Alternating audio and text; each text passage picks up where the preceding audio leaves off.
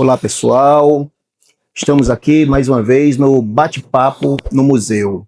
Hoje com a presença de Tamires Maia, a nossa supervisora pedagógica, e vamos tratar de um assunto muito importante para o Brasil, para Araguaína e para o mundo. Esse assunto é muito caro para mim, que é o combate à violência contra a mulher. Eu tenho uma história pessoal que é muito marcante na minha história, na minha vida e na vida de todos os meus familiares. A minha avó, aos 33 anos de idade, tirou a própria vida por conta de sofrer tantas e tantas violências cometidas pelo meu avô. Ela tirou a vida de uma maneira muito trágica. Ela se banhou com álcool e ateou fogo no próprio corpo. Por isso que nessa semana, que é a semana que se comemora o Dia Internacional da Mulher, o Colégio Santa Cruz fez um dia de homenagens e hoje a gente aqui vai debater um pouco sobre essa questão da violência que ocorre, infelizmente, todos os dias na nossa cidade, no nosso estado e no nosso país. Eu sei que é um assunto muito pesado, mas é muito sério e necessário tratar desse assunto aqui. Por isso estamos com a nossa querida Tamires Maia. Tamires, que atua como supervisora pedagógica do Colégio Santa Cruz, de Araguaína. Ela tem experiência na educação, na coordenação pedagógica, gestão escolar. Ela é pedagoga, especialista em gestão de pessoas, gestão escolar, educação especial, inclusiva e neuropsicopedagogia, gestora reinventora, filiada à comunidade Reinventando a Educação e mestre em Educação pela Universidade Federal do Tocantins, Campus Palmas. Tamires, muito obrigado por você aceitar o convite, muito obrigado por você estar aqui conosco e gostaria muito de saber qual é, assim, a sua opinião sobre essa questão tão séria, né, que é a violência contra a mulher. Obrigada, Chicão. É um prazer estar aqui com você, principalmente nessa semana comemorativa do Dia das Mulheres, né? Eu sinto muito pela sua avó. Infelizmente, eu compactuo um pouquinho da sua história, né? Eu também vivi na minha casa violência contra a minha mãe. Minha mãe não teve uma boa experiência, mas eu acredito que isso também me fortaleceu muito, né? Para me posicionar como mulher, para agir um pouco diferente, né? Do que a convenção social prima, né? Do que seria o comportamento da mulher. A violência contra a mulher, ela é múltipla. Ela começa, inclusive, de uma forma muito silenciosa, né? Aqui, nas crianças, a gente percebe essa criação, né? Que existe, que ela é cultura mesmo, né? Então, por exemplo, quando um menino não é tão bagunceiro, quando o menino não é tão ativo, aquele menino parece uma mulherzinha. Isso já é a primeira violência contra a mulher, né? Porque é um sentido pejorativo. A mulher, ela é colocada no sentido pejorativo quando se chama uma criança que que não tem as características predominantes socialmente ditas de um homem, já é chamado de mulherzinha. Por que mulherzinha? Porque isso seria uma coisa ruim, né? Então, eu digo que a violência ela é muito ampla por isso, porque são coisas pequenas, mas são coisas que na infância vão ficando ali, né, na memória da criança e claro, pode crescer pode haver uma evolução e a gente espera que isso aconteça, mas pode também desenvolver um homem adulto, machista, inclusive misógino, né? Justamente por ser criado de acordo com essas falas. Outra coisa é uma criança também mais emotiva, né? Hoje a gente vê, a geração de hoje é uma geração mais sensível, que se deixa mais se entregar pelas emoções. E, infelizmente, existem muitas famílias ainda que tratam isso como uma barreira, né? Não, meu filho tem que ser macho, meu filho tem que ser homem. Ou seja, né? É mais uma outra violência. E, querendo ou não, isso tudo tem muito a ver com a mulher, porque é como se só a mulher fosse delicada, só a mulher pudesse ter sentimentos, porque ela é frágil, porque ela tem menos força, né? Ela tem menos força física, né? E só, né? Mais nada além disso. Então, nessa sua percepção, infelizmente existe uma cultura É uma que cultura. nos carrega. Com certeza. E é uma questão social, não é uma questão biológica, né? Como há algum tempo a gente acreditava, né? Que já a menina, a menina é mais madura. Isso não é comprovado cientificamente, que o cérebro amadurece mais rápido. Isso é social. Isso é social.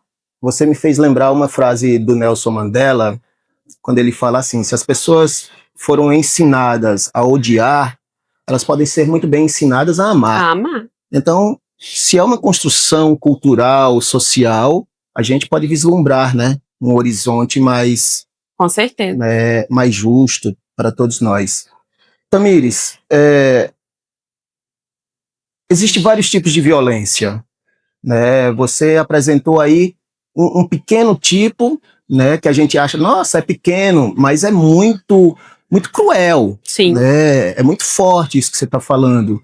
Mas existe uma gama de violências contra a mulher.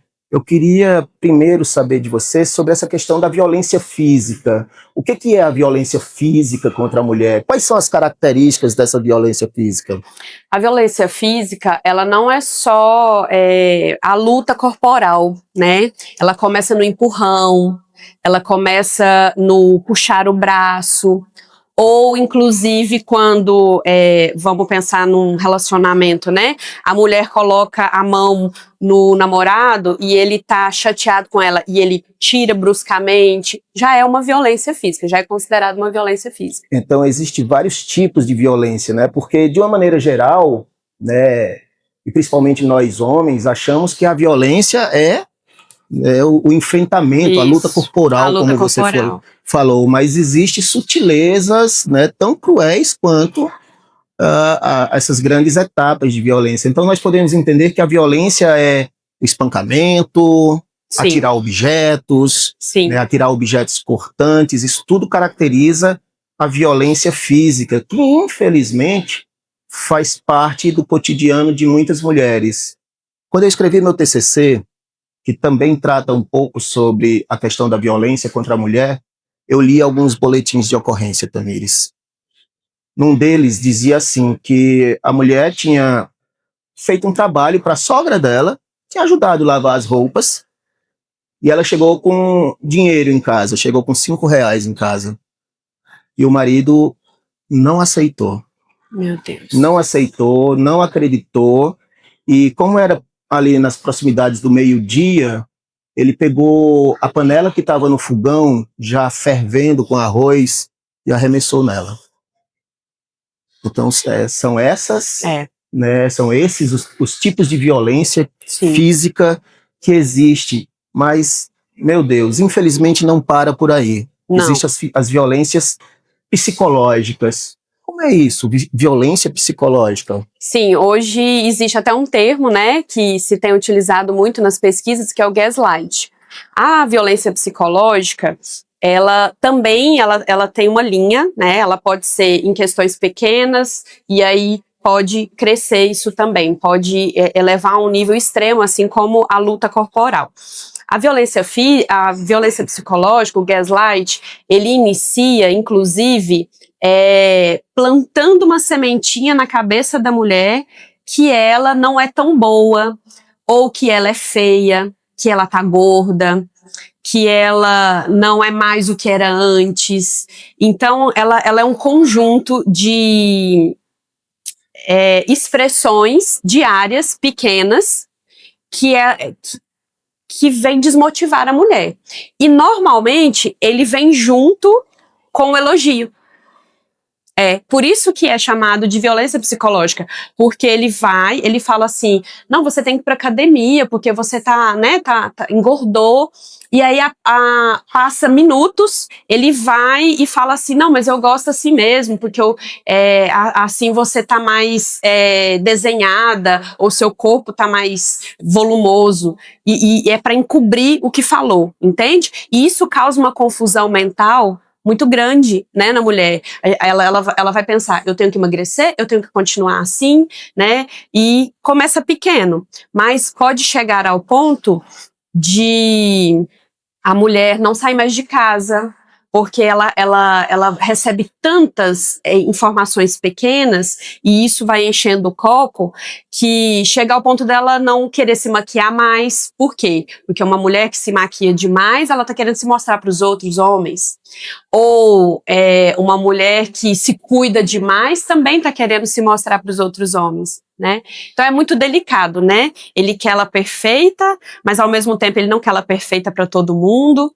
E é uma confusão mental muito grande, e isso tem algumas outras agravamentos, né? Eu posso dizer também, dela se começar a boicotar, né? Então, por exemplo, olha, você pode e deve trabalhar, né, para manter suas coisas, ajudar em casa, mas eu preciso saber com o que você está gastando. E aí já entra outra violência junto, que é a patrimonial, né, que é o controle dos gastos, não porque está comprando muita roupa, porque isso. E as violências, elas não caminham sozinhas, né, elas vão se unindo mesmo uma à outra, né, e isso para a mulher é muito complicado, porque a gente precisa se posicionar, mas a gente precisa se resguardar. É confuso. Eu fico imaginando aqui porque acaba sendo uma verdadeira ditadura com o corpo da mulher, com a aparência da mulher, ao ponto de chegar, talvez, de não se aceitar. De não aceitar o próprio corpo, de não aceitar a própria aparência, e isso gerar uma confusão mental que, em médio prazo, vai adoecer. Sim, com certeza. Vai adoecer. Com certeza. E aí é nesse momento que ele deixa ela, né? Sim. É nesse momento que ele abandona. De maior fragilidade. Isso mesmo. Que foi causada ao longo do tempo. Isso mesmo. E como você falou, uma coisa vai puxando a outra, e eu fiquei imaginando aqui, parece que é uma corrente de violências, não é? E que nós temos a violência sexual também. Sim. Como que nós podemos caracterizar a violência sexual? Como todas as outras violências, ela sempre tem uma linha. Dos menores atos até os maiores. Então, claro que o maior é o estupro, mas os menores atos também são comentários maliciosos, né? Quanto ao corpo, quanto à roupa, né? Já caracteriza. Hoje, a lei já reconhece, inclusive, o estupro virtual, né? Sim. Então, existe uma escadinha aí, né, e várias atribuições. Mas, por exemplo, toda mulher que se sente violada, que seja com toque, né, se você não permitiu que alguém te tocasse, já pode ser caracterizado, sim, como tentativa de estupro. Então, vamos tentar deixar claro esse conceito de estupro, porque na maioria dos homens, né, o estupro é o ato sexual forçado. Então ele é muito mais amplo, não é? Muito mais amplo, exatamente. Certo. E além dessas três questões, que eu costumo pensar que elas são mais debatidas, a física, a psicológica, a sexual, mas tem dois tipos de violência que ainda não está no nosso cotidiano comum, né? Porque mesmo levando para a sala de aula esses debates, se perguntar, me fala alguns exemplos de violência contra a mulher. Disparado, primeiro vai ser a física. Sim. Com algum tempo ali, não, mas tem a psicológica também, né, tem a violência sexual. Mas tem dois aqui que não é tão debatido, que é a violência patrimonial e a violência moral. Isso. O que seria essa violência patrimonial?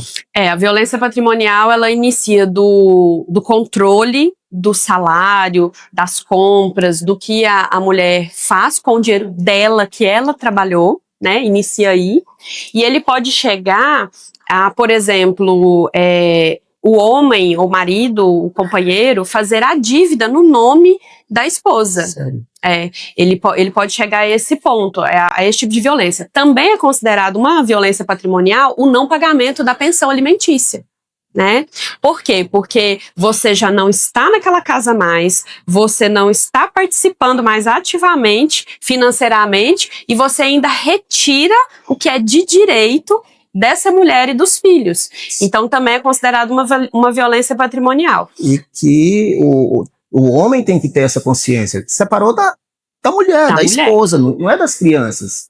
Os filhos continuam sendo seu. Isso. Né? E tem que continuar dando essa assistência a partir da pensão alimentar, e eu vou além, tem que continuar sendo amigo das crianças, tendo ali uma presença com as crianças, continuando sendo um pai, mesmo que com uma circunstância diferente. Sim, mas a lei hoje já reconhece também, professor, a pensão para a esposa que não tem um trabalho fixo.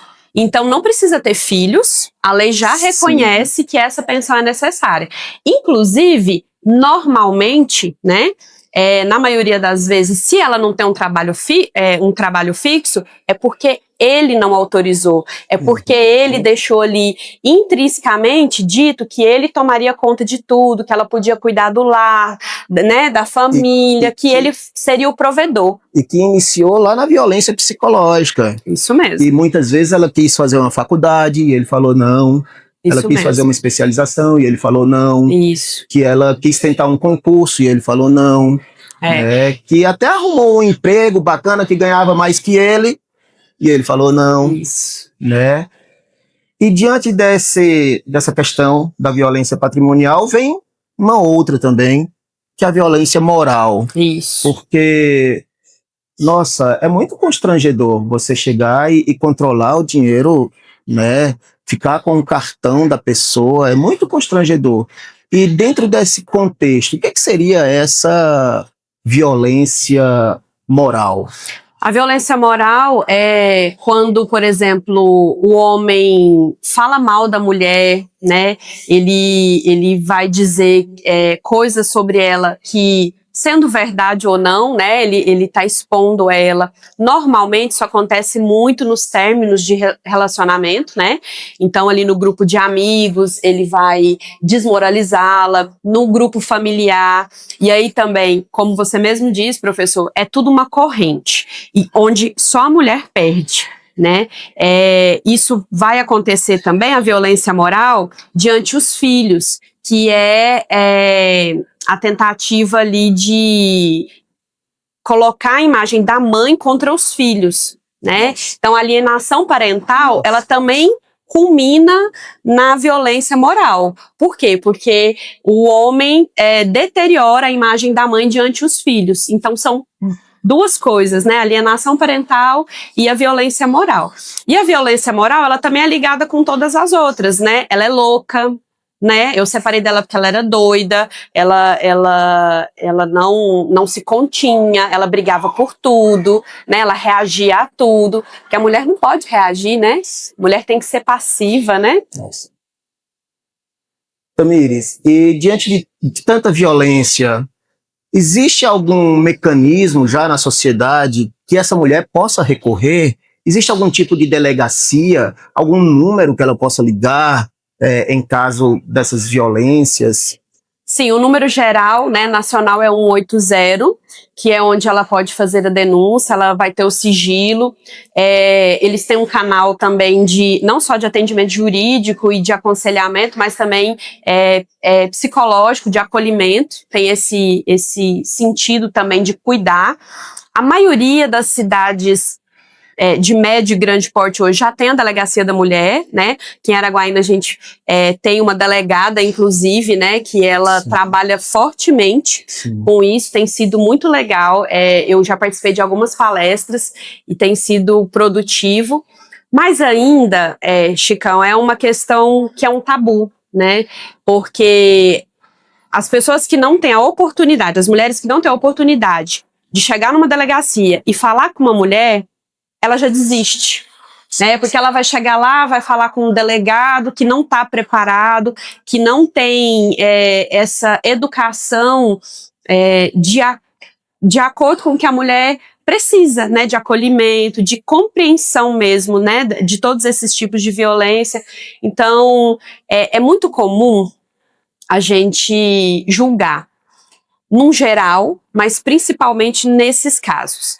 Ah, mas se ele é tão ruim para ela, se ele bate nela, se ele faz... Por que ela ainda não deixou, né? Sim. E aí a gente tem que pensar que todas essas violências, elas vêm junto com uma intimidação muito grande, que seja física, que seja moral, que seja psicológica.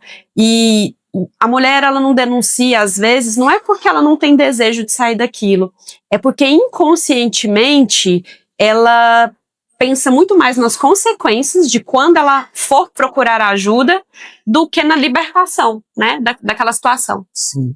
E como você falou, né, as consequências, as ameaças, e eu fiquei pensando aqui, muitos feminicídios acontecendo por conta de términos de relacionamento que o homem não aceitou. Isso. Então essa mulher está diante desse contexto de ameaças terríveis.